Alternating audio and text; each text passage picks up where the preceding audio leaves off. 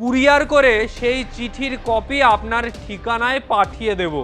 আপনি পড়ে দেখবেন আসল বেঈমান কুণাল ঘোষ।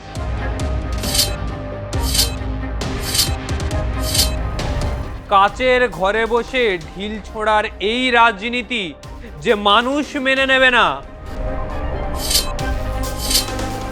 কুণাল ঘোষ বলছেন, আমাকে আক্রমণ করা হচ্ছে, এ ডর হামে আচ্ছা লাগা।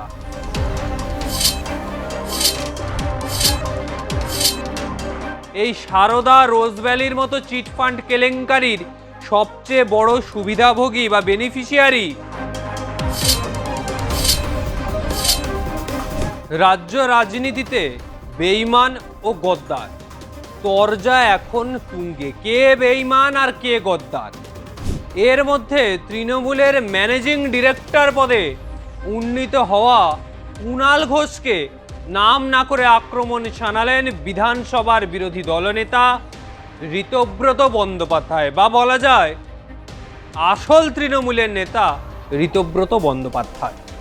বৃহস্পতিবার বিধানসভার প্রেস কর্নার থেকে কুণালের 1 দশক পুরনো একটি চিঠির প্রসঙ্গ টেনে পাল্টা কটাক্ষ ছুড়ে দিলেন ঋতব্রত।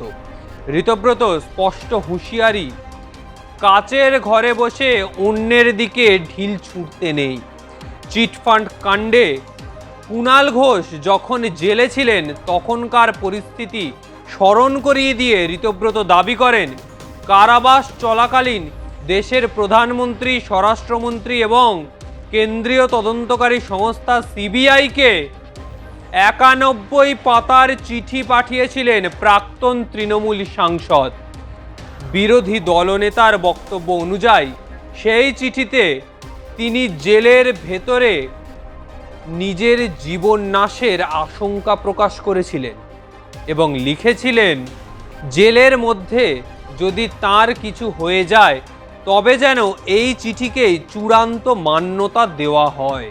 সেই পুরনো প্রসঙ্গ আবার রাজনীতিতে চাঙ্গা হয়ে গেল ঋতব্রতর কথায়। এই বিষয়টিকে হাতিয়ার করেই ঋতব্রতর প্রশ্ন, 91 পাতার এই চিঠি আসলে একটি নিরেট দলিল, যা একটা আস্ত রাজনৈতিক দল তুলে দেওয়ার জন্যই যথেষ্ট। দলের সাংসদ হিসাবে তখন কে তিনি দলের বিরুদ্ধে বেইমানি করেননি, আর আজ অন্য লোককে বেইমান গদ্দার বলছেন?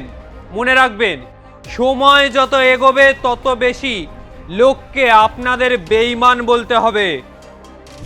বিরোধী দলনেতা অভিযোগ করেন, ওই চিঠিতে কুণাল ঘোষ অনেকের সম্পর্কেই নানা ধরনের চাঞ্চল্যকর তথ্য দিয়েছিলেন।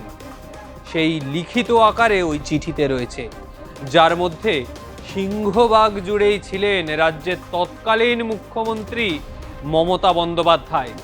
চিঠিতে অভিযোগ করা হয়েছিল যে একজন রাজ্যের মুখ্যমন্ত্রী চিটফান্ডের টাকায় চলেন এবং এই সারদা রোজভ্যালির মতো চিটফান্ড কেলেঙ্কারির সবচেয়ে বড় সুবিধাভোগী বা বেনিফিশিয়ারি হলেন স্বয়ং মুখ্যমন্ত্রী মমতা বন্দ্যোপাধ্যায়। এগুলি লেখা ছিল সেই 91 পাতার চিঠিতে। এই প্রসঙ্গে তৃণমূল নেত্রীর উদ্দেশ্যে ঋতব্রত বলছেন, আমি দিদিকে অনুরোধ করব, আপনি আপনার দলের ওই নতুন ম্যানেজিং ডিরেক্টরের কাছ থেকে চিঠিটা নিয়ে একবার ভালো করে পড়ে দেখুন তো।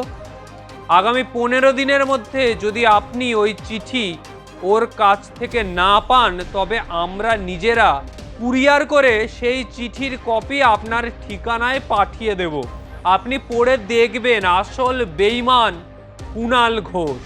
তৃণমূলের বর্তমান নেতৃত্বের সমালোচনা করে ঋতব্রত বন্দ্যোপাধ্যায় মনে করিয়ে দেন যে দল তুলে দেওয়ার সলতে পাকানোর কাজ আসলে আজ থেকে 10 বছর আগেই শুরু হয়ে গেছিল, আর যে তৃণমূলকে তুলে দেওয়ার সলতেটা পাকাচ্ছিলেন কুণাল ঘোষ। আর যারা অন্যদের দিকে আঙুল তুলছেন তারাই 1 দশক আগে দেশের শীর্ষ নেতৃত্বকে চিঠি লিখে দলকে ধ্বংস করার বন্দোবস্ত করেছিলেন। চিটফান্ডের সবচেয়ে বড় বেনিফিশিয়ারি হিসাবে তৎকালীন মুখ্যমন্ত্রীর কথায় সেই চিঠিতে বিস্তারিত বলা ছিল বলে দাবি করছেন ঋতব্রত। কাচের ঘরে বসে ঢিল ছোড়ার এই রাজনীতি যে মানুষ মেনে নেবে না বিধানসভার প্রেস কর্নারে, সেটাই স্পষ্ট বার্তা হিসাবে জানিয়ে দিলেন বিরোধী দলনেতা। কাদা ছোড়াছুড়ি রাজনীতিতে নতুন নয়, আরে সেই কাদা ছোড়াছুড়ি এবার একই দলে থাকা দুটি গোষ্ঠীর মধ্যে দেখতে পাওয়া যাচ্ছে। ঋতব্রতর কথা শুনে পাল্টা কুণাল ঘোষ বলছেন, তার লেখা 91 পাতার চিঠি এতটাই আলোচিত হয়েছে যে তার ধারণা মুখ্যমন্ত্রী মমতা বন্দ্যোপাধ্যায়ও সেটি পড়ে প্রায় মুখস্থ করে ফেলেছে। কুণাল ঘোষ বলছেন, আমাকে আক্রমণ করা হচ্ছে, এ ডর হামে আচ্ছা লাগা। নিজেকে একমাত্র হুইসেল ব্লোয়ার হিসেবেই উল্লেখ করে কুণাল ঘোষ প্রশ্ন করছেন, আমি যখন বিষয়গুলো সামনে আনছিলাম তখন বাকিরা কোথায় ছিলেন? তখন এই ঋতব্রতরা কোথায় ছিল? এই তো দুদিনের যোগী কোথা থেকে আসলো?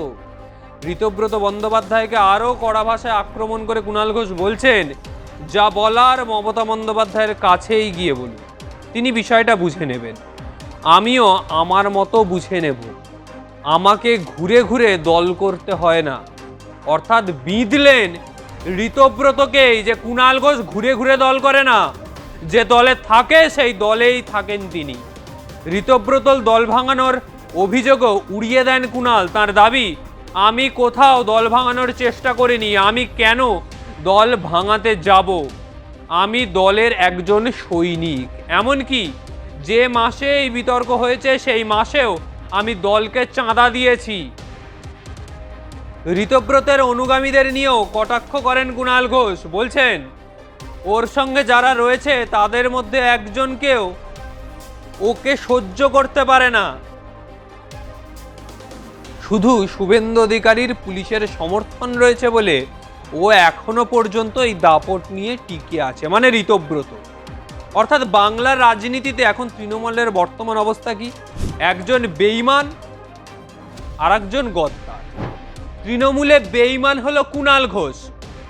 10 বছর ধরে কুণাল ঘোষ চেয়েছেন তৃণমূলকে ভাঙিয়ে দিতে, আর সেই জন্য তৃণমূলে আসল বেঈমান হচ্ছে কুণাল ঘোষ। আর তৃণমূলে গদ্দারকে ঋতব্রত। দলে থেকে দল ভাঙিয়ে খাচ্ছে তিনি। নিজের মাথাটা গোঁজার জন্য কোথায় যাবে ঋতব্রত বুঝতে পারছে না। এই হচ্ছে বাংলার রাজনীতিতে তৃণমূলের বর্তমান অবস্থান। আর এই নিয়ে বিধানসভার বিরোধী দলনেতা ঋতব্রত বন্দ্যোপাধ্যায়। ফলে আজকের মতো বিদায় নিচ্ছি। তবে ভিডিওটা ভালো লাগলে অবশ্যই লাইক কমেন্ট করুন, চ্যানেলটি সাবস্ক্রাইব করুন, আপনার মতামত জানান। আগামী সময় আর কোন কোন বিষয়ে ভিডিও দেখতে চান অবশ্যই জানাবেন। নমস্কার।